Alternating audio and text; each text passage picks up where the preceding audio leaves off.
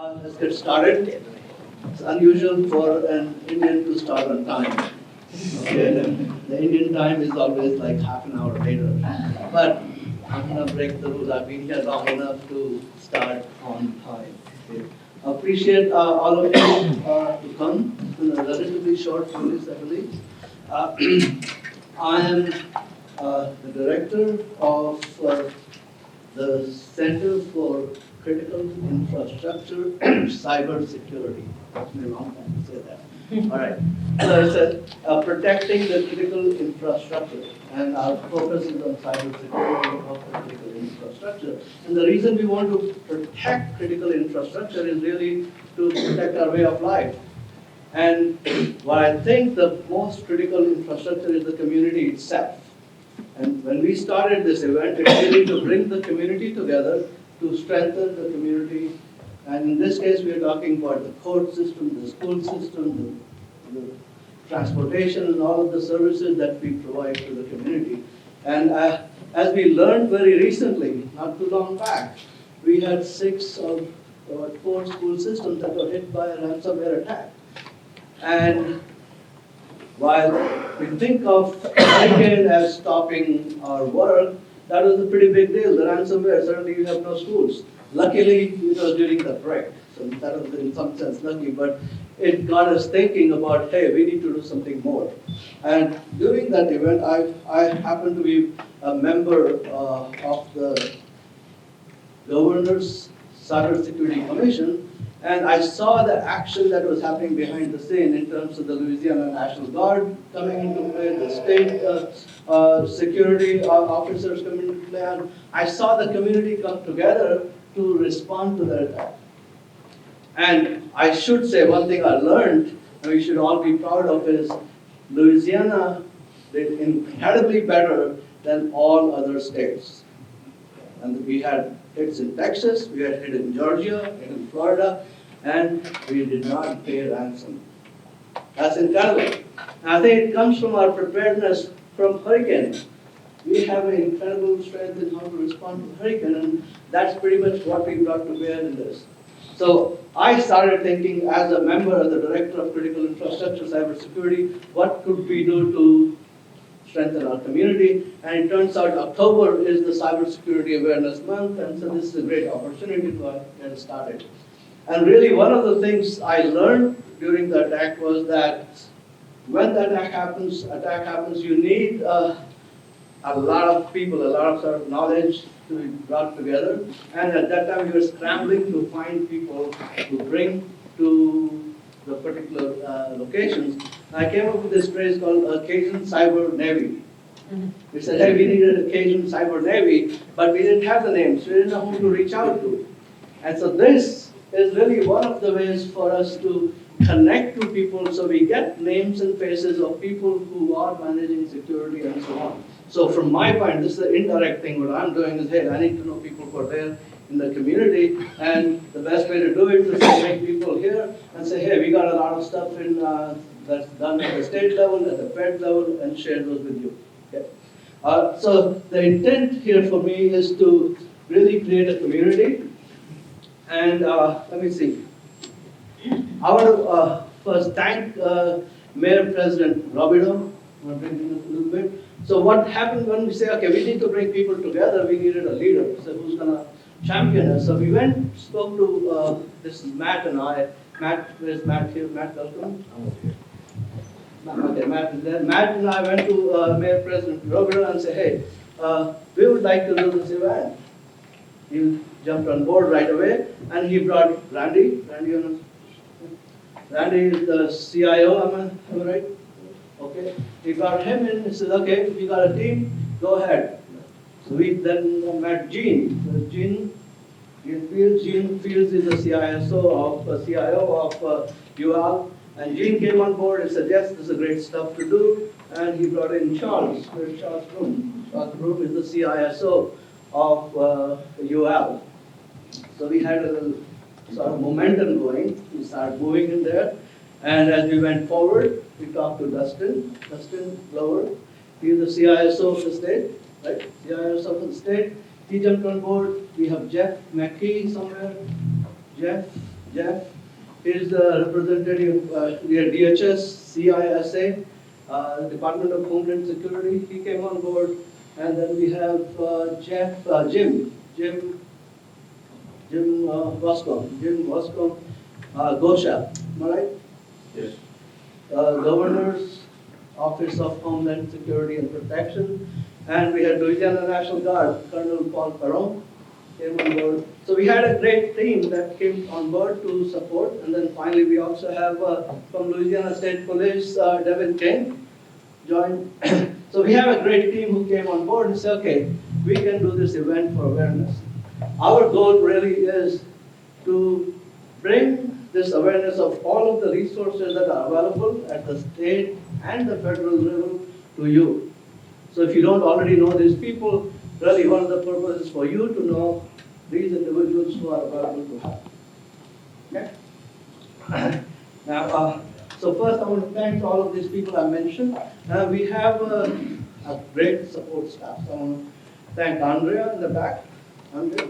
Now if you've signed up for vegetarian food, she's the person to talk to. She's guarding the vegetarian food for you, just be aware, right? And Sally? Sally with big help. And finally, the last person who joined very recently is in the back, Keith Thibodeau. He has got a great, incredible amount of resource knowledge in cybersecurity, not auditing, but okay, thanks. So with that, I'm going to do a little bit housekeeping. Any kind of emergency exit, you go out. There's a left, there's a door. There's a right door. There's the part to exit. Restroom is right outside this door. And one of the things that we're already violating some rules here is you're not allowed to bring coffee.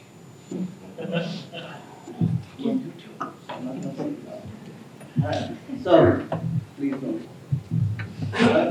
Okay, now with that, I'm going to introduce you to our first speaker, Mayor President Romero. Thank you.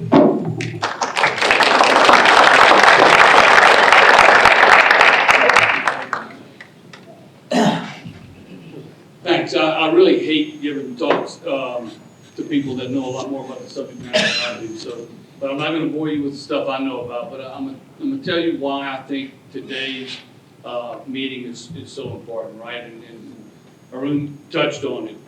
You know, we have protocols for hurricanes, right? And most of the southern part of Louisiana does. We get into action and we know who has boats, who has, high water rescue vehicles, and we're all there, and we coordinate with Mr. Wascom and the governor's office, and it's a well-oiled machine. And so those meetings start to happen at the 911 center with Craig Stansberry and his group, and all of the different players know what their roles are. They're all there to get the information and put a plan of action into place, and it works really well. And I know that the further north we go from Lafayette, it exists in less and less of an organized fashion. But just this past year, we had more cyber incidents than we did hurricanes, and it goes across the state. And so if we're able to share best practices on what needs to happen in the event of a cyber threat, and then develop the same types of protocols that we have in place for the hurricanes to have in place for when this happens, then this meeting will be a huge success, because at the end of the day, the state's done an incredible job. And so we have this huge asset that's there to help guide us. But every region, every community is going to have to put something in place. And it just soon start here. Lafayette's a little better equipped to do things than some of the smaller municipalities are, and we recognize that. So that's why it's important that we do the heavy lifting from the beginning, establish these protocols and share these best practices so that everybody knows this is how we can address it. And then share that across the state because it certainly knows no boundaries. And we don't know where it's going to happen, but wherever it does happen, it's going to be devastating to that community. I've read recently where Baltimore just bought an $18, $20 million cyber insurance policy, which didn't exist that long ago, but it exists now. Laurie Toops in the back, our CFO, told me we're shopping prices on what that would look like for our community. So the threat is real. It happens all the time, and most people are oblivious to it, right? We just go about our daily lives not knowing the constant attacks that are trying to be implemented against government. And so I can't thank you enough for coming here and starting the process of developing the things that need to be developed. Just know that you've got a good partner in Lafayette Consolidated Government with Randy here leading the charge for us, with the university. So there's a lot of knowledge that's available.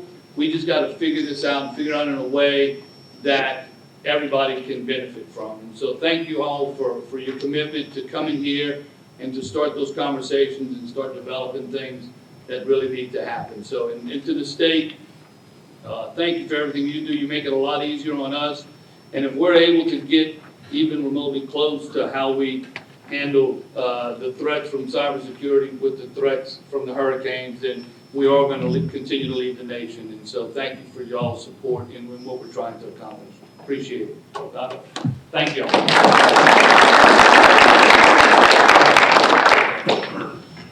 Before we go to the next speaker, I want to also thank our sponsors. We have someone from Hub International. Okay. Thanks, they're sponsoring the lunch there. And I want to also thank Cybersecurity. We have someone from Cybersecurity, they're sponsoring the coffee. And for complete disclosure, I'm a co-founder of Cybersecurity. Okay? And I want to thank AOC. They come in a very short notice. Stream, so we have recording that's going to be available on AOC. And in a very short notice, they also set up a YouTube streaming channel. I have posted the link on my LinkedIn account. I'm going to post it in my Facebook account too, if you want to share the link with others. Now, I want to do a little pitch here. I was in a meeting recently of McAfee, and I came across the speaker was Alison Sarah. She's speaking. She had pretty good talk, and then she's the chief marketing officer. She's not even a techie, and she is talking about cybersecurity. Like, wow. Now it turns out that she started with a conversation that how she got hit by a cyber attack, and the attack was not directly on McAfee, but it was on Twitter. So somehow their account got hacked, Twitter account, and it led to her concern of managing brand, which leads to managing trust.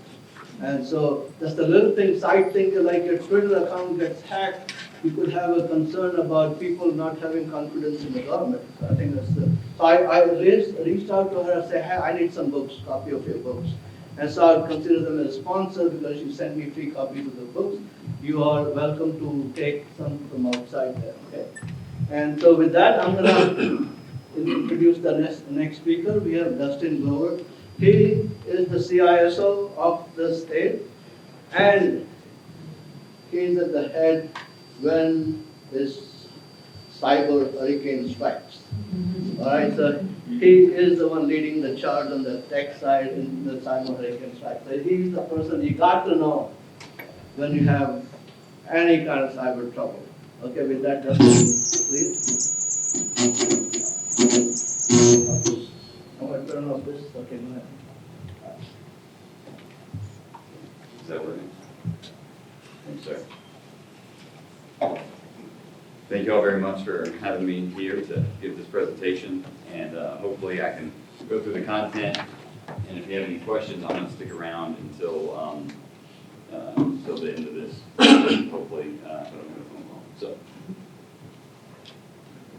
these slides are more to keep me on track than they are to present information to you, but the first thing, very important, is we are at risk. we were at risk last year, we were at risk the year before that, but we are at risk more today than we ever have been before because it is sweeping the nation. And I think it was 2013, the first time I heard these words uttered was the beginning of 2014, and they said 2013 was the worst year for cybersecurity breaches and attacks than ever before. And I thought to myself, yeah, that sounds about right. But it has been that way every year since. It is not going down. The numbers aren't in for 2019, but obviously we are up. And it's around about, just at the beginning of the year, it was up about 50%. I think that number is obviously skyrocketed in the back half of the year. But the thought is this storm going to blow over? Because that's the benefit we have of a hurricane, is that it comes and it goes, and we have a hurricane season. There is no cyber season. It is always cyber season. And it's super important that we understand that this is something that we have to embrace, and this is something that we have to better understand, and we have to better adapt to the risk appetite. So why is this so difficult? It's been going up every year in an order of magnitude. I think it's since 2011, I believe it was, 500%. So if cyber attacks and breach notifications were a stock on the stock market, you would have wanted to invest in this, because it's not, again, it's not going down. So why is it that difficult? I meant to be sort of humorous here. I was trying to stand away from that speaking. And so it's simple. It's technology, people, and money, right? Those are simple things. So let's talk about technology for a moment. Technology is a different sort of asset understanding and asset risk. If you buy a boat, you understand the risk that's a part of the boat. If you buy a car, you understand the risk that you have in the car. Those generally are the same risk factor for the entire life cycle of that asset. That's not the same way with technology. If you buy an application and you put it on the internet and you make it available to the public, the first day that you implement that application, you have a risk profile. The day after, you may have a completely different risk profile without you touching it, modifying it, because vulnerabilities exist in applications and hardware and software today that no one is aware of. And they address the vulnerabilities, and then they expose that technology, and then tomorrow, next week, next month, new vulnerabilities are discovered without any wrongdoing of any organization out there, and then you have to patch that software. You have to update the firmware. You have to do all these things that are difficult, because if you're out there managing technology and you just put an application on the internet, you're probably feeling good about that, and you're moving on to the next application. And it's not implementing technology that's the issue, it's maintaining the technology that is an issue. And this is not going down either. Super scary to me is that there's vulnerabilities that are now being identified in the hardware at the CPU level.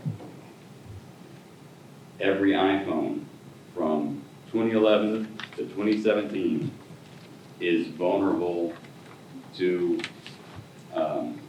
jailbreak, and they can't fix it. It's unfixable. Nothing you can do. You can buy a new iPhone, obviously that sort of plays into the business model, but even if they wanted to deploy some software to fix that, or have you come in and plug up your iPhone and get it fixed, it's not. It's an oversight in the design of the processor that allows for a bootloader to be injected. And luckily, a security researcher found it, appropriately named the exploit Checkmate, and Apple has addressed that with the newest version of the phone's XS, or the 10S and the 11, and all those are good to go. But if 4S to the 10 model, there's nothing you can do about just recently, some super scary attacks have come out that are very applicable to two-factor authentication. If you'd asked me a year ago, what's the best way you can protect yourself online, I would have said multi-factor authentication. If you'd asked me today, I would say, I don't know, you probably need to think about it a little bit more. And so these things are not changing, they're not gonna go away, we're going to find more. People are getting invested in this process of finding and discovering vulnerabilities. What we as organizations have to do is invest in being aware and addressing these from a risk profile standpoint. And if you happen to have an iPhone that's vulnerable and you can't do anything about it, well, you need to understand that. And then you need to understand what risk it has to your organization. And then you need to understand if you can afford to go get a new iPhone or not. Maybe an Android, maybe you don't want iPhones anymore. But, you know, I just don't have the stats in my mind on Android, and I'm sure it'll be something else. So I'm not just picking on Apple. So the technology piece isn't a point-in-time investment. It is how can you maintain that investment. And I can already hear someone saying, well, that's why we're moving to the cloud. That's them. We're moving 100% to the cloud, so that way I don't have to manage my technology. And Google, and AWS, Microsoft can manage it. That's what they do. A very headline-worthy attack on a state a couple years ago with their DOTD and the state declared an emergency. The entry point was the cloud. The entry point was AWS. And so just because you move to the cloud does not prevent you from having an incident, because you still have to maintain that technology. You still have to maintain that configuration. And most importantly, you have to monitor it. And that's really where organizations lose the gap is, okay, well, Dustin, I implemented it the way he said. I'm maintaining it the way he said, but now you want me to watch it 24/7 and make sure nothing bad happens to it. Yes. and you have to figure out a way that you can do that and sustain that. But if you can't implement technology in such a way that you maintain it and monitor it, then that's a risk. And that's what organizations are having a difficult time understanding, because there's no one there, they don't have time, they don't have staff, and I understand this completely. But that is a risk factor that the leadership needs to be aware of, because if you're not maintaining it and monitoring it, it is not if something bad is going to happen, it is when something bad will happen. So let's talk about the next thing, people. I'm not picking on people, and I'm certainly not going to pick on anyone's IT teams. But people are a very important part of this, because not only do you have to maintain your technology and configure it appropriately and monitor it, I'm not saying that you need to monitor your people 24/7. I'm saying that you need to train and invest in the awareness of people.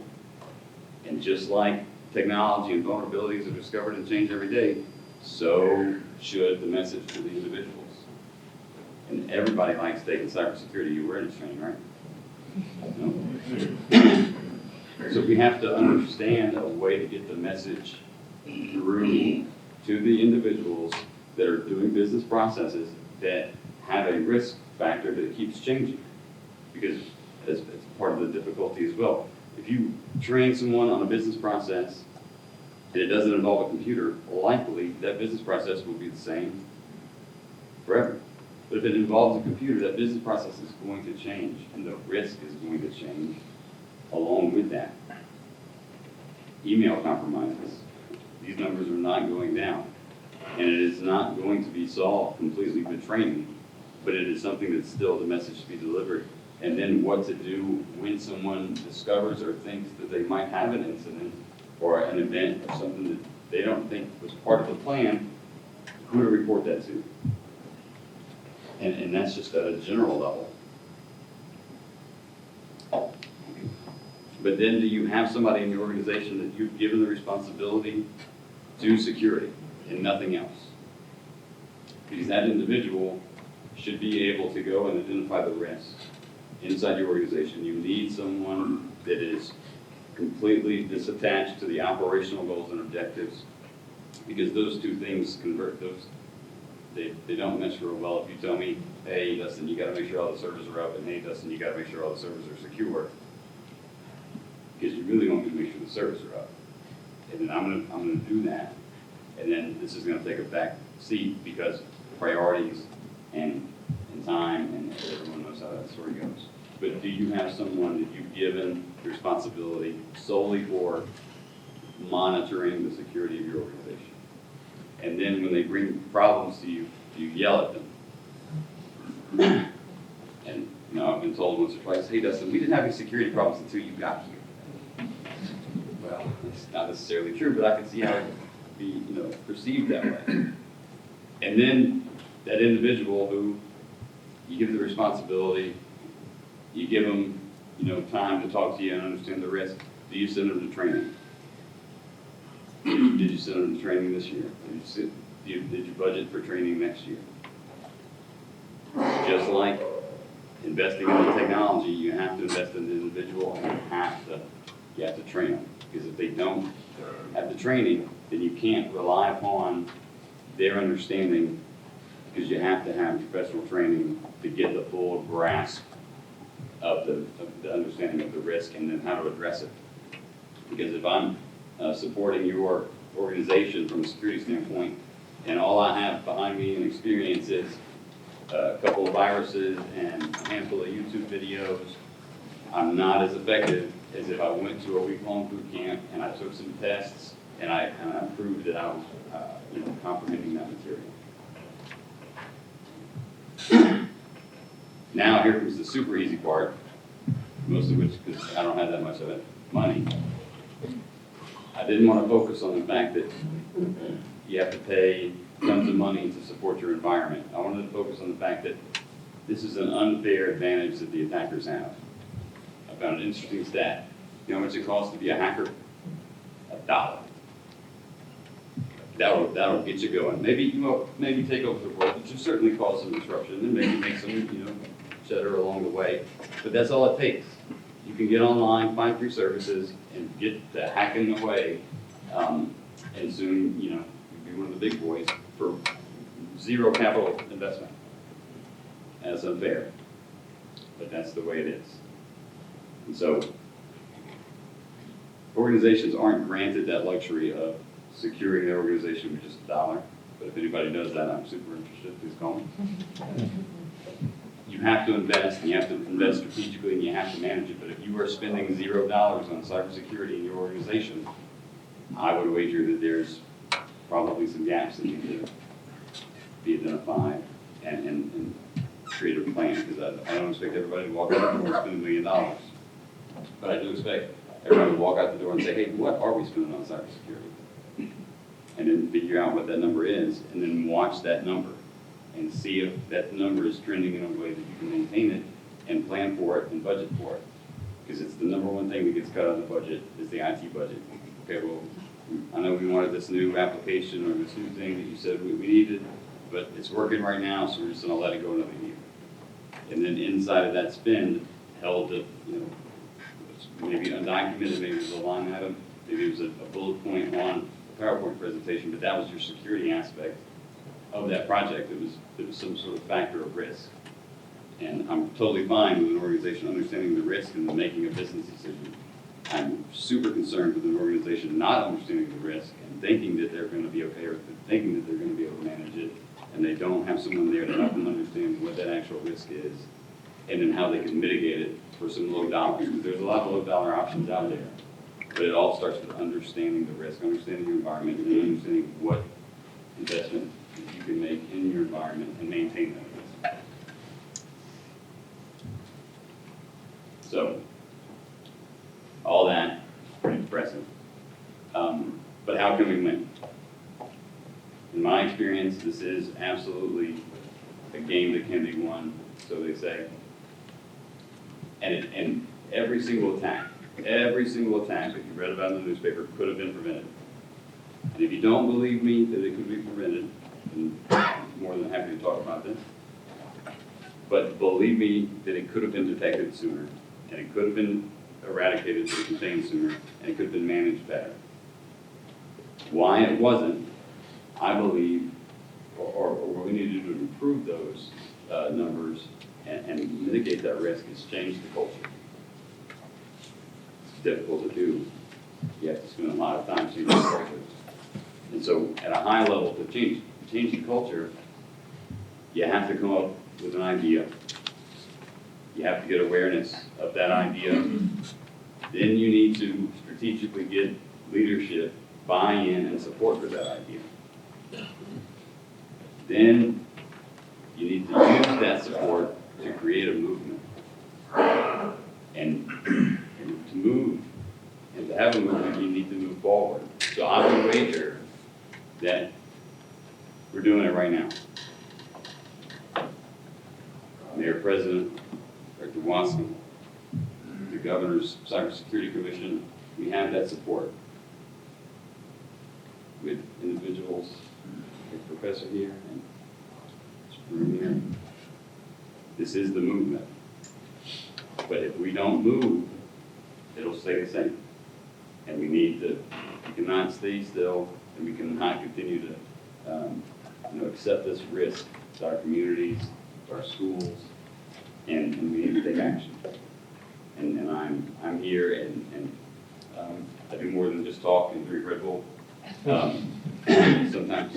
But the state has a team that we would love to talk more about this and better we can help you. And hopefully it is not in responding to an incident, but that's the lowest value we can add, and so be it. But I think that there's a better path. I think there's a more cost-effective path, and I think there's a better path that we can provide without exposing data, without interrupting services, and without making this more difficult than it needs to be. So thank y'all. I very much appreciate y'all's time.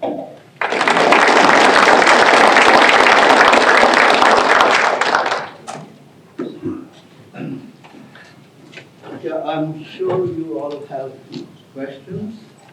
And later half of the day after lunch, we will have a panel where we'll have opportunity to ask questions. There are some sheets, I'm not sure they're lying outside, but we can provide you if you want to jot down your question, write down if you don't like to speak, or at least give us in advance if you write down the question and share with us. We're going to make sure they get that. Right? With that, talking about culture of security, I think this is the book. I like the word work. This is focused on the culture of security. There's no tech in this. This is all about culture of security. I think I like that one. So I want to introduce our next speaker. This is Jeff McKay of Department of Homeland Security, CISA. I'm not going to try to explain that. You can do it better than I can, right? Thank you. All right, see, can you hear me okay? Okay, cool. So I am a protective security advisor. Been one for about 8 years in the state of Louisiana. So what that kind of actually is initially after 9/11, we thought the terrorists were going to come over in droves and blow us all up, right? So we didn't need cyber then. We needed bombing, prevention, and those kind of resources. So as DHS was standing up their 9/11 teams up at the federal level, and they were looking at all these cool programs that we could start sending down to the states, the locals, and the industry level. So how do we do that? And so they said, well, we'll get some guys that live in the states, and what we'll do is we'll make them the conduit, and we'll send all that stuff down to them. I'm a former Army guy, knuckle dragger. I heard that mentioned earlier, and yes, that was me. All I did was shotguns and do that kind of stuff. So I had to. If bombing's cool, I can do that stuff. I can present that stuff, no problem. Go to my industry folks, gauge guns, guards, bombing protection, and all that stuff. Easy day. In 2005, after Katrina, they said, well, okay, so what do we need now? We need resiliency products. We don't want to lose that critical infrastructure in the states. We want a way to keep that stuff flowing, the gas, the oil, all that stuff.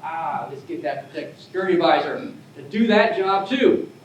So, so we started that gray area, that line of where my job is, it does not exist in the federal government. I'm kind of starting to learn that here. And in 2008, the commercial industry came to us and said, they came to us at the federal government and said, what do we do in case there's a gunman that comes into a mall or commercial industry, and what are we supposed to do? Can you guys help us with that? Run night fight. Yeah, so okay, so we started that. active shooter presentations, so I started doing a lot of that. Okay, I'm still doing everything else, bombings, I'm starting to add, all this stuff going on. And then in 2012, we had the Newtown shootings that happened at a school. And so us, along with all the states and everybody, wanted to say, okay, let's start focusing resources on that. Let's start assisting the states, and at the federal level, let's produce more stuff that we can bring down to our schools and help them protect our children. My children too, because they go to Louisiana schools. And so we got into the school security. All those things we continue to do. But also right around that same time frame, the state of Louisiana was first and started asking me, Jeff, as a protected security advisor, what can you help us with IT? Luckily, I have some IT background, so I was able to say, okay, I might be able to help out. Guys like Devin King, like, yeah, this is a better way to do things. And kept me guided, and so they produced a lot of resources and things for me to share. So I added that to my repertoire of building resiliency, building security, and then just critical infrastructure, and also being a force multiplier for our states, locals, as far as like sharing infrastructure, security information. So then at the beginning of the year, our identity changed. So we went from just being DHS under headquarters and all that to developing our own agency, like CIA, DIA kind of stuff. We're now Cybersecurity and Infrastructure Security Agency. Chris Krebs is our director. I like it when he says, we think security is so important, it's in our name twice. I like to use that one, because I totally agree with it. Because everything that we do is about the security. It's about giving out resources and asking that question, what can we do for you today? Okay, so that's what we're here to do. We're only 2 deep in the state of Louisiana. So it's not like we have one of us in every parish, or it doesn't work that way. I'm out of the Baton Rouge district, which includes Lake Charles and everything north, everything east of there. So Shreveport, Monroe. So I'm on the road a lot, do a lot of travel, and meet a lot of folks. And Phil Constantine is my counterpart in the state, and he covers GOSEP regions 1, 3, and 9, so that southeast corner, he can have it. I like the rest of the state better. But I live in Mandeville, so I like it when he comes over there and that stuff. So given that, have a big area, but I have a lot of information to share. The problem is getting the information out. And these kind of things are great. I like being here. I appreciate the invite. Appreciate standing up here with folks like our HSA Jim Wascom and OTS Dustin Glover, because there's just a great wealth of knowledge, and I feel like I'm able to kind of help and share. So what am I currently doing? Election security is really big. So we have under the government sector, we have a subsector called election infrastructure security. CISA has that now. We are this year the emergency response framework, the FEMA's framework. It's in draft right now, but you're going to see a new emergency support function under there. It's called 14, and it's an infrastructure one. And so CISA's got that. So now I'm going to sit at the federal level, ESF, but the state's still working on that. But we're going in that direction too as well. Helping public and private partnerships kind of identify the supply chain vulnerabilities. I sit on groups like supply chain identification vulnerabilities, not just in the transportation section, but we're also looking at it also in the cyber section. So we did a resiliency review in the Gulf of Mexico that included a lot of work right here in Lafayette, some of your private industry companies. We wanted to find out what communications and what cyber work is going on in the offshore oil and gas industry. We've got to move oil from the drill tip to the shore. They just got to go through a lot of industrial control system boxes and components and things like that. Where are they made? How are they made? How are they programmed? How do they get there? Who has access to them? So all these questions were answered in the written report that we gave back to the U.S. Coast Guard, District 8. So we have that going on, and then we also have, I just picked up a new resiliency review that I'm doing on the Calcasieu shipping channel. So I'm switching out the cyber stuff, and now I'm going back to physical security, talking with private industry, local state government about the Cox shipping channel and how it can continue to survive if there's a major incident in that channel, emergency response, all these kind of things. So that's another thing. And then lastly is risk reduction program. So we're working a lot. I'm working a lot on the state with their cybersecurity commission and several of those entities in there. You'll probably hear about that more later today.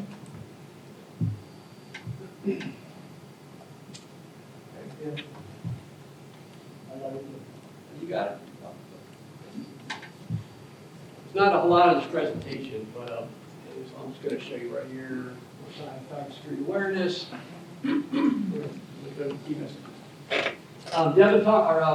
Dustin talked all about the threats, vulnerability, consequences. I'm not going to go back into that. That was a good presentation on that. So here is what we're talking about today is to own it, and then to secure it, and then to protect it. So all those people, all those technology and all that stuff, things have gotten very, very complicated. Technology's gotten very, very complicated, as Dustin said, but being able to understand what it is now and how I deploy that information is vital. I'm an avid woodworker and metal worker, and if you're a welder, if you ever forget to put that shield down, you only do it once. And so you learn these kind of lessons, and if you're setting up bandsaws and doing all this kind of stuff, you want to definitely go through that paperwork, and you want to look at step by step, how do I do this?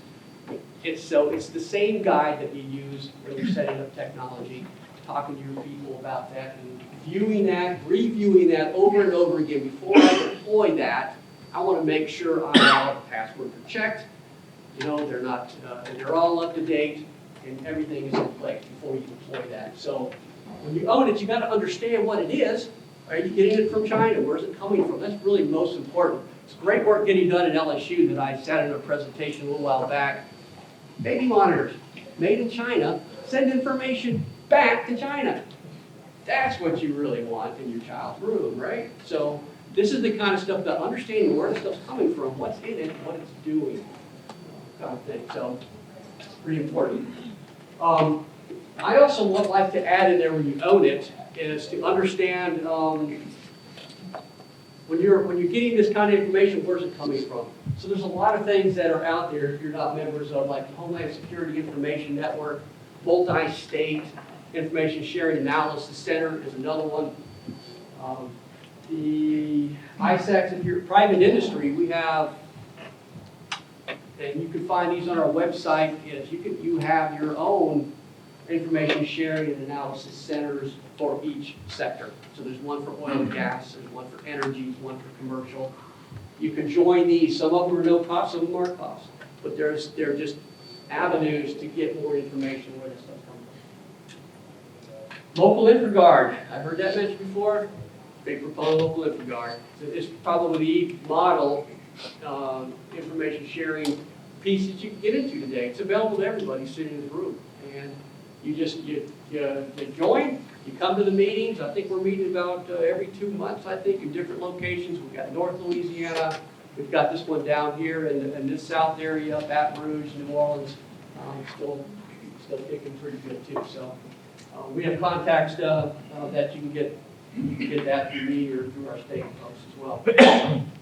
So number 2 is to secure your system. So once you know your system, and then you want to kind of secure that system. So one of the things that I really need to do, and here's where we kind of shine, and we kind of add that force multiplier to you. We've got some free stuff that anybody can have. There's CRR reviews, there are these critical resiliency reviews that we have that we look. That's probably the most strategic look at an industry. So for example, we can go get invited to a facility. We're non-regulatory, it's all voluntary program, and we're protected under Protected Critical Infrastructure Information, 2002 congressional law that allows the federal government to protect information from freedom of information requests, non-disclosure laws, state sunshine laws, and all that. We can't share it, and it's never failed in the 17 years we've had it. So we come to your facility, and we have sets of best practices, standards, And then we just ask questions. We sit down and just do a very informal discussion about how do you do this, how do you do that. In the end, you get a comparative analysis back, a report written that says, here you go, here's your green here, your yellow here, your red here. Everybody knows what a maturity model is and how you can help improve yourself. No cost, and so that's kind of built. Very strategic in nature. So identifying those vulnerabilities, and there's some other things that are very strategic too as well. Cyber hygiene scans. So these are things, we don't come to your facility. All you do is send your IP addresses to DHS. They do scans. They send you back reports. Finally, they're doing scans, not sending you back anything because they're good, right? So those things are out there, and they'll do them as much as you want until you turn it off. We've probably got 800 or 900, I guess, going here in the state right now. So that's an easy thing to do. Also included in some of those things to know your system is looking at the architectural reviews. Those start including your networks and your systems and your network. Same kind of process that's done that. And then in testing your infrastructure. So this is the last one. So everything's pretty secure, and then we advance to the next step up. It's more tactical in nature, a little more gray hat, maybe white hat, gray hat type stuff, but now we can start coming into a pen testing and things, whatever is allowable for DHS to do. And so you get on a system to do that. A lot of it's remote now, so the remote testing stuff that we just put out for the election infrastructure, prioritize that for our clerks and our Secretary of States across the United States, is to do phishing campaigns, do the remote pen testing, and also get back all the reports and have them join the election infrastructure information sharing ISAC for free. And if, so we go to the last thing. I like that Dustin covered train your employees. That is the number one. I think the recent thing I saw, the SANS report that was put out for 2019, the budget is for training employees the lowest that private industry is actually currently spending. And that is, I looked at, when we did a pen test here in the state of Louisiana, one of the 2-week ones in the state of Louisiana, there was a 45% click rate by employees. That's not changing. It's still kind of like that. A lot of people, I say, well, I'm fixing the problem. I'm taking away internet from my employees. That may be a solution or may not be a solution. That's something to consider. I still think some good training is on. So CIS has come out with some new ransomware products, especially after we tried to get it a little faster. As soon as we started having the ransomware attacks here, we were assisting the state and all that. We were showing us some of these ransomware products, but it was too late. Okay, the products that we're at, we like to put out there are your preparedness and prevention resources.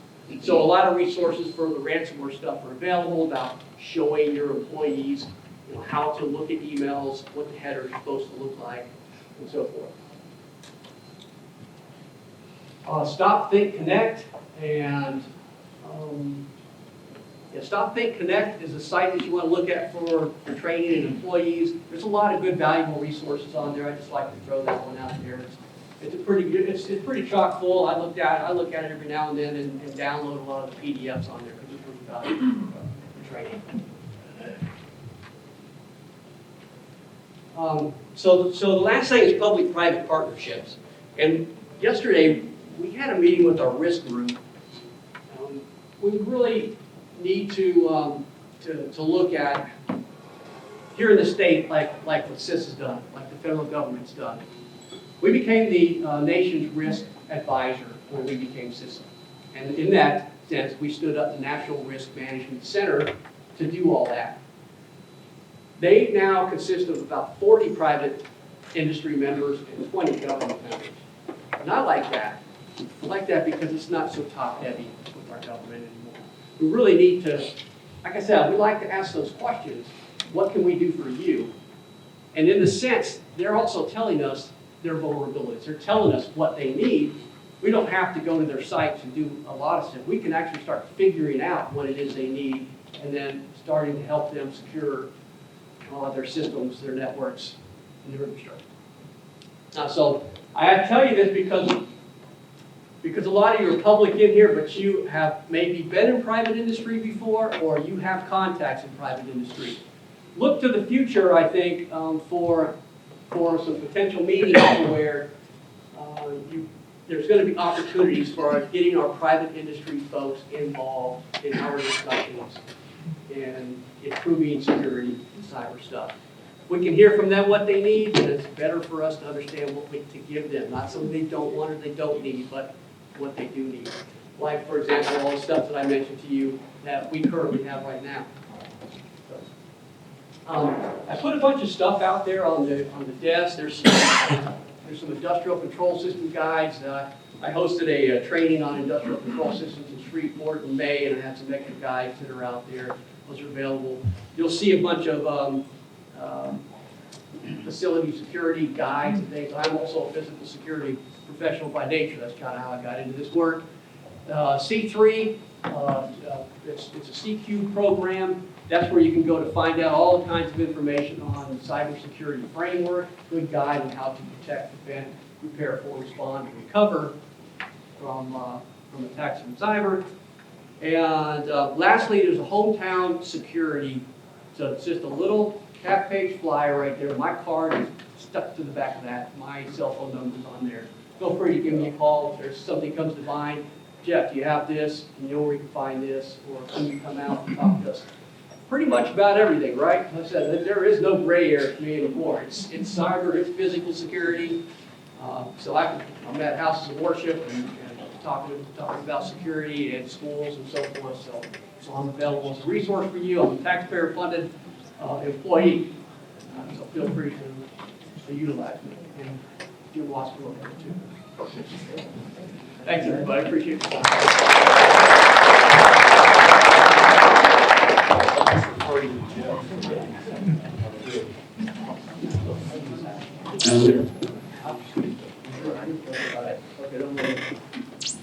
Okay, guys, let's see.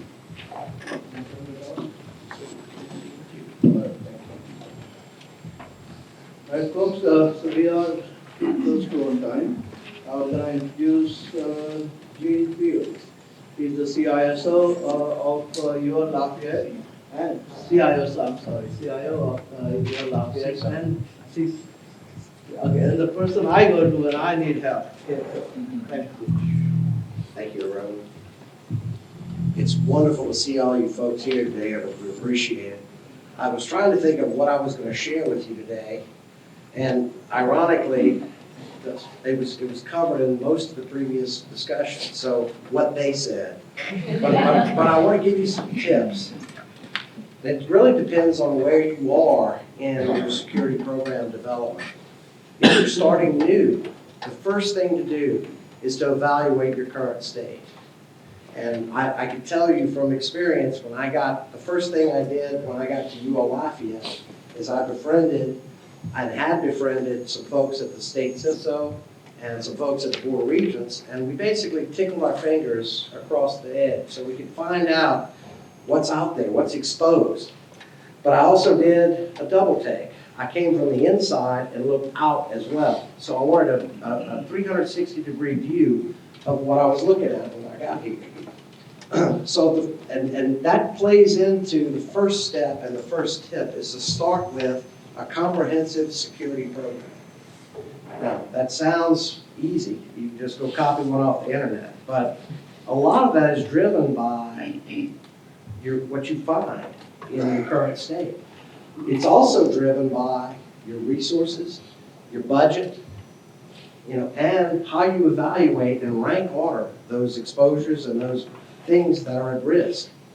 And again, it plays into what the state CISO articulated about managing risk, about evaluating and using that to prioritize. The reality of it is there's no way that all of a sudden in a month or 6 months, you're going to have an effective security program. It's not going to happen. It takes time to develop. That goes to tip number 2. It's not just about putting a firewall on the edge. It's about people, process, and technology, and the synergy of those 3 together. That is one of the most important things for all of us to remember. We can't just install a firewall and say we're secure, because these days, the risks are much greater. There's even pinholes now can be penetrated by hackers, and a lot of it is self-imposed. We shoot our own selves through the foot, going to the people's discussion. Getting people to, one of our vendors that we partnered with, just as an example, they purposefully send phishing emails to their employees. And if they fall for it, it takes them right to a training site where they have to go through a training. It's awesome. I was blown away by it. I like it so much, and I'm not going to share it with our UL folks, but I'd like to do that here on our campus as well. It's an awesome way to introduce people to the risks that are unbeknownst to them. So it's kind of an interesting protocol. The second thing, another tip or another trick to building a program is recognizing that, and the state system said it so well, it's not if, it's when. It's going to happen. Your data is probably already out there. And every day you're being bombarded by scams, phishing emails. If you see an email that looks suspicious, if it looks like it's too good to be true, it is. It's probably a way to get your information, your intellectual property, whatever. Be very cautious and careful about that. Another tip, and this is something that we're seeing here, and Jeff brought this, made this so pronounced, is that there are a multitude of resources that are available to us in government as well as to our business partners in the private sector. There's a lot of free threat intelligence. There's a lot of free information that we can use and leverage to help build our security programs. Take advantage of it. Another thing is encourage not just your IT professionals and your IT security teams, but encourage your business people out in the field to reach out to their peers, share information. The best intel that we get is through our peer groups. Just as a testament of that, we're a LANI subscriber, which is the Louisiana Optical Network Infrastructure. And all of pretty much post-secondary education are constituents of it. We formed a year or so ago a network group and a network security group that meet once a week to collaborate, to share information, to share the risks that they face every day. But the more important thing is that in those calls and in those collaborations are CISOs from LSU, from Tulane, from UL Lafayette, from other institutions that can share that information with those other entities that don't have the resource base that maybe the big boys do, for lack of a better term. I'm not saying we have a lot of resources, but comparatively speaking, and I think a lot of our state agencies and our local governments and municipalities face the same challenges with respect to a shortage of resources. This is not a new phenomenon. But reach out, identify those peers, collaborate with them, share information, share intelligence. If you see a threat or have a threat, don't be afraid to share with a peer to get their insight and their intel on how to remediate. Because the sooner you draw the line and you start the remediation process, the better. It ain't going to get no better if you don't do anything about it. And that's the sad truth about it. A lot of these things will continue to grow, they'll continue to escalate and become bigger and larger problems that ultimately will face your business. And in our case, our business is serving the public. But in the private sector, it's about selling widgets or whatever. But all those things are at risk if you don't have that type of intelligence and that threat intel so that you can block these things and manage these things. Another piece, and this is very, very important, and I'm so grateful that the mayor is here today because it demonstrates exactly what my next piece of advice is going to be. And that's going to be to build and nurture executive sponsorship. If you're a CIO, if you're an IT professional, whatever your role in the organization, nurture executive sponsorship. Get your CEO. In our case, we have a chief academic officer, we have a provost, we have a chief financial officer, we have a president. nurture those relationships, keep them in the loop so that they're cognizant and aware of where you are and where you're going and what that gap is and what those risks are, so that they understand and they can articulate that and they can translate that into possibly resources, but help prioritize projects and those kinds of things that can bring value to the institution, to the agency, to the business, or what have you.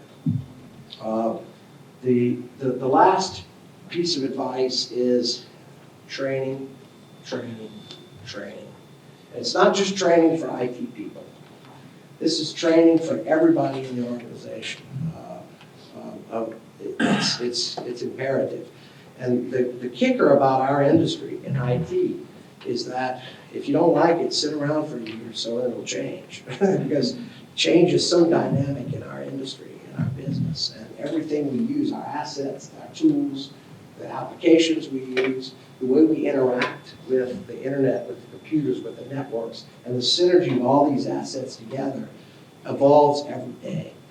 So be cognizant, be aware of that, and train your business people how to better use the tools to perform their function and their services that they provide.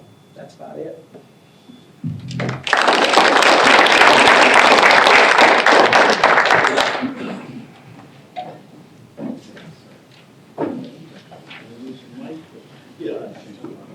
So we have next Director Wasco, the Governor's Office of Homeland Security. That's right. Thank you, Erwin. And thanks for having me here today. First of all, I guess, I just found out a couple of months ago that cyber was spelled with a C and not an S, so I'm by no means a techie. I think Devin King pointed that out to me in one of his great analogies that he makes to explain to Colonel Kevin Reeves and I what he's doing. So with that, I want to acknowledge the speakers before me here this morning, especially Jeff and Dustin, two great public servants, and Devin King and Colonel Paul Perone in the back. These people don't get paid enough for what they do, and they work countless hours trying to protect the networks, and they're our go-to folks there. So with that, and many thanks to our academic partners, because we do a great deal of work with them. And I'll get into that a little bit. What I want to talk to you today about is when my boss, Governor Evers, took over in 2016. One of the first meetings I attended was the Governor's Homeland Security Advisory Council, sponsored by the National Governors Association. And the majority of the things they spoke about was the cyber risk. And they mentioned a guy from Louisiana, Devin King, who I'd never met at the time. And I said, well, I got to find this guy and meet him. So little did I know I'd be working with him more than sometimes I care to. But nothing against him. But anyway, in any event, so what I want to talk to you about is our response structure that we started really working on in 2016. And then the governor added a little impetus with his vision and foresight with the Cybersecurity Commission that Arun talked about, which Dr. Ramesh Kalura is a part of as well. So this is a little bit here, but I want to talk a little bit before that. In GOSEP, we were created after Katrina by legislative act to be the coordinating agency for all hazard response. And in the case of cyber, I was talking to the mayor president this morning. I said, look, GOSEP, we're like the stage managers and the roadies. The rock stars are the guys like Dustin Glover, Devin King, and Paul Perone that do the real work. So we kind of are the people managing pay no attention to the guy behind the curtain. We're back there kind of managing this thing and doing the coordination piece. So we started looking at, because the governor asked General Curtis, the adjutant general, and myself, what's your worst nightmare in hazards? And we said, Cat 5 hurricane hitting the coast, getting hit by a cyber attack at the same time. Yeah, imagine that. Imagine the infrastructure issues we would have. So it's bad enough, as my buddy Craig Stansberry knows, it's bad enough to get a flood or a hurricane. But you get hit with that and you're in a world of hurt. So we got a little bit of team, and we didn't have the technical expertise, but we knew to go to the Lord Google and look and start finding information. And then we turned to some people who really knew the business, like Devin and Brant Mitchell with Stevens Disaster Management Institute at LSU, and Dustin, and we created a little team there. But we got overcome by events that year with 2 major floods, some police shootings that happened, some tornadoes that happened, and we kind of lost it until the governor said, hey, look, I'm standing up this Cybersecurity Commission. So you see here, 2017, he appointed 15 commissioners, ex officio members by executive order. And it's not just the state government, which we thought was key. It's academia and it's also private sector, because oftentimes private sector gets hit well before anybody else. We just don't know about it all the time for obvious reasons. So we created a governance structure, an advisory body, and then over here on the right, you see the 8 standing committees, and the people who came up with this and the foresight for this, you know, they still amaze me, but you can see the cyber risk as assets and capabilities assessment. Mr. Fields mentioned this morning, and I think Dustin did too. Sun Tzu says you got to know yourself before you know the enemy. So you got to take a look at yourself and see what your capabilities are, what your gaps are, and what your risks are. So that's what that committee's been doing for the past 2 years or so. Then ESF 17, the federal government has, Jeff mentioned ESF 14 emergency support functions. The federal government has 15 of them currently. Louisiana, we had 16. We added military support to civil authorities is number 16. But my little group got to taking a look at it, and we said, where would this cyber attack fall under the emergency support functions? And we said, maybe 2 communications. But our ESF2 group deals with the statewide interoperability 700 megahertz land mobile radio network, which we have one of the best in the country, by the way. All of your local police, fire, EMS, state police, us, Coast Guard, Fort Polk Emergency Management, everybody's on this thing, 101,000 users. So we said they would quickly get overwhelmed with something like this. They've got enough to do in a large emergency. So we said, we're going to look at standing up a separate emergency support function cell that deals with this type of effort. That was that committee. Devin's part of that. I think Dustin's on that. Brant Mitchell, a couple other folks. Information sharing and integration. This is getting at not only other state agencies, but also local and municipal governments, and also the private sector. Because we want to share and be able to collaborate with all sectors so that we're able to better protect our networks. Workforce development, education, and public outreach. Dr. Les Geis and Dr. Ramesh Kalluri here are on that, along with Dr. Reddy from Grambling University. And it also goes and takes a look at K through 12, because we've got to develop the expertise here in Louisiana to be able to keep those folks if we want to be competitive, if you will, and keep those folks here in the state of Louisiana, protect our networks. So we got that going. Legislation and funding. We had a legislative team, a couple of lawyers that worked with me, and one private sector lawyer who's actually a National Guardsman. Actually took a look at this. We actually updated our cyber laws for the first time ever last legislative session.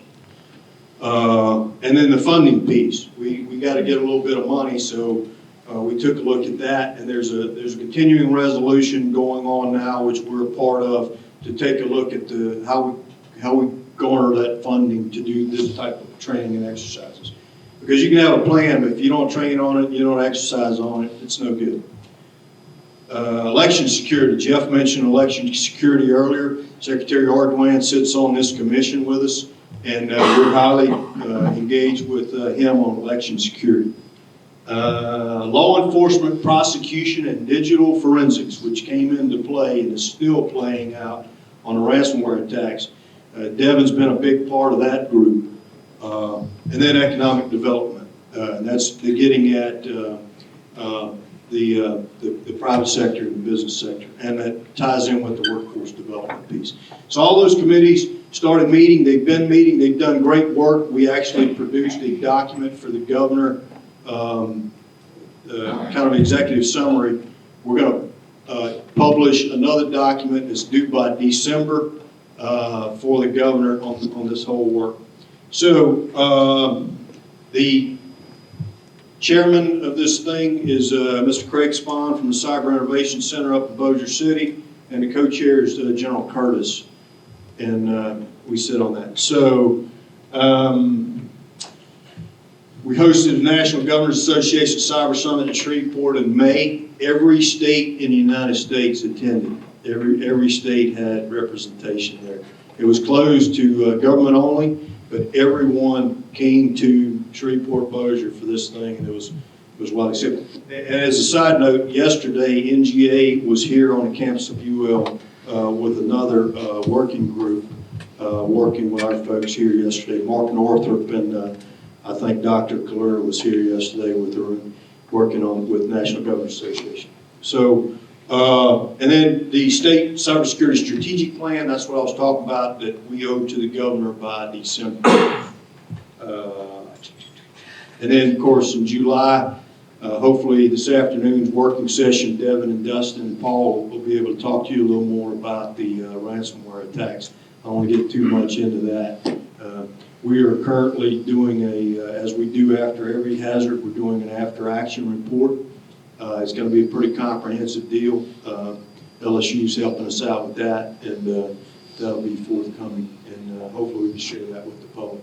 All right, Arun, if you can advance to the next one. Okay, this is the, just a little bit, I said I wasn't going to talk about this too much, but this is just kind of an overview of what happened here.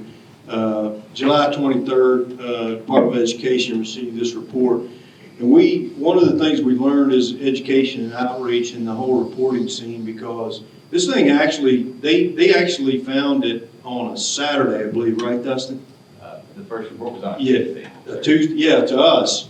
But they actually caught it on Saturday or Sunday, but they didn't know who to call. So they called a local sheriff, and sent them to the FBI. FBI sent them back to their private vendor contractor that they had. And finally, somebody called Dustin on Tuesday. So this thing had already been going on for several days. And it had actually been infected, I think, 8 July.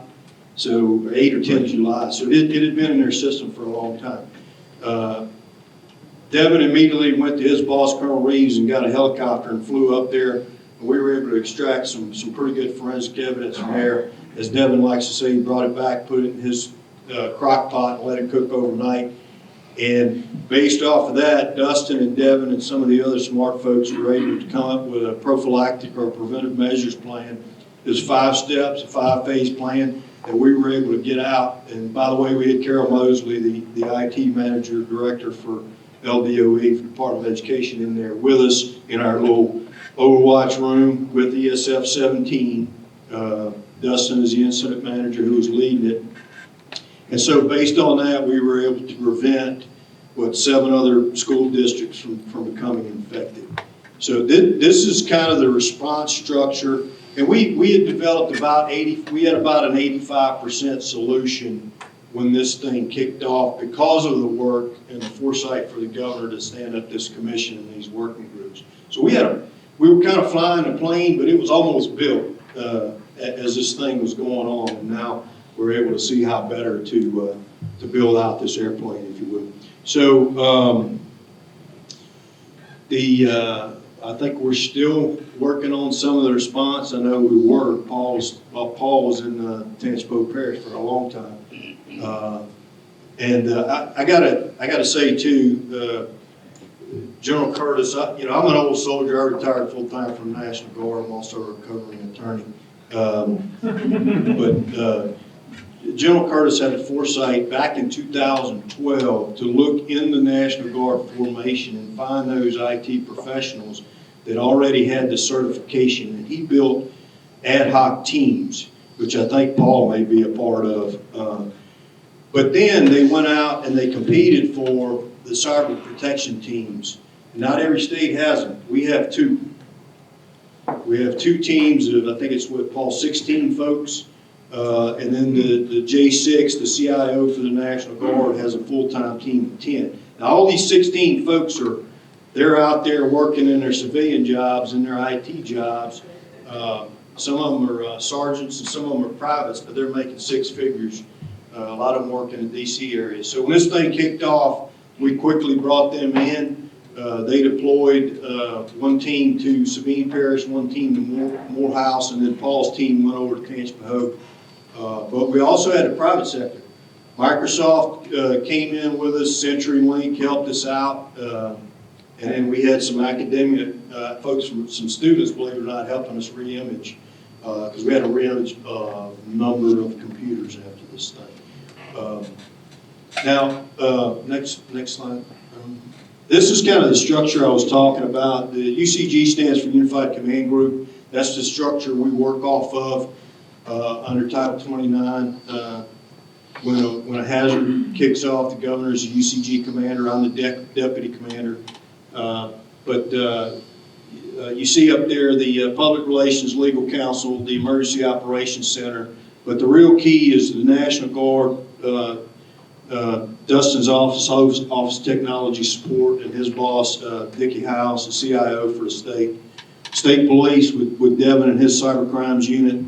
And then you see all that down there that gets broken out. The incident IT support teams, cyber crimes unit, which is Devin's unit, and all that. So that's kind of a high level deal. We actually have 3 response plans. We're going to add a 4th. One is support to local government. One is support to the private sector. I forget the third, Dustin and Devin, but one we failed to think about was other state agencies. So that one we're adding to it now. And like I said, we're constantly learning, doing after action report. I think that's pretty much the structure that we have in place, and I got an opportunity to go. I got invited by Jeff's boss, Chris Krebs, to go speak at the second annual CISA Cyber Summit up in National Harbor, Maryland. Dustin didn't mention the state by name, but my counterpart from the state of Colorado, they got hit with a big denial of service attack. So he and I got to sit on a panel with the NCAPE director, Mr. John Felker, and discuss state response to local government and when they get hit with a cyber attack. What is yet to be fleshed out at the federal level is support that they're able to offer to the state or municipal government and what triggers that. So we were constantly talking to Jeff about assistance.